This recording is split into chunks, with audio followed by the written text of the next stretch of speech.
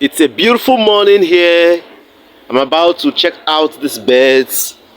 Last night I had to now add antibiotics for them. Here is the medication, a 4 liters antibiotics, the first dose of antibiotics. And as of last night, there was no mortality. They were all doing well. I did some little adjustments, some little changes in the position of feeds and also the heat source. Yesterday the heat source was positioned in the area where the broilers are. Because this morning, last night, I had to now do the adjustments because I noticed that the broilers were feeling very cold. So I had to now adjust the heat source to their own position. So let's check them out. See them? Oh, I noticed that the heat level has gone down. Because even yesterday, I used a kerosene stove. So last night, I had to now top up the kerosene. And also here, their feed got exhausted. I had to top up this feed here. One thing about the tray feeder is that there's a huge amount of waste. Because these ones that are here like this, once they start stooling on it, it turns to a wasted stuff. So just follow me while I unfold this space and see what's happening in there.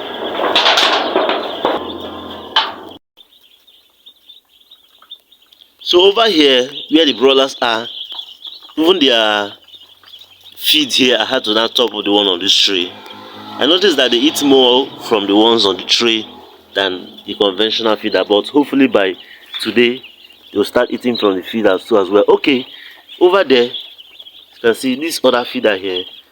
The feed on it is almost exhausted, so that means they are feeding from it. So from observation, I think they feed more from the feeders that are close to their light source. This is the light source. So when it was dark, their light source was helping them. So now that there's daylight, so there's every tendency that they eat more from these other feeders. And I prefer them eating from these feeders than this tray. So what I will do, I will take off this tray and reintroduce more feeders. So my opening here has woken them up and they are now going for their water. So these birds are doing very well. So far so good. There's no mortality on both ends. I can see very clearly there is no mortality.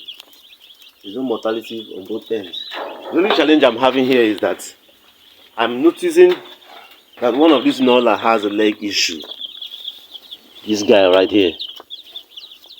This guy right here has some leg issues. So what I'll do this morning is that I will make sure I refill the kerosene on the stove and maybe take up the ropes up a little bit, because one thing with these stoves is that as they get burned, the ropes get burned out as well over time. So I don't know if it's the quality of the kerosene that is available now that is bad. That's why the stove gets to burn out. So using a gas brooder is another good source of brooding heat source that is also very reliable. Right now the cost of gas is, I think, is a little bit cheaper than kerosene, I must say, in Nigeria now, but in some countries might be higher. So another source of heat some people use is the charcoal. But why I don't use the charcoal, I feel that the charcoal will not be giving me that reliable long time frame that I want, because I do go out for work.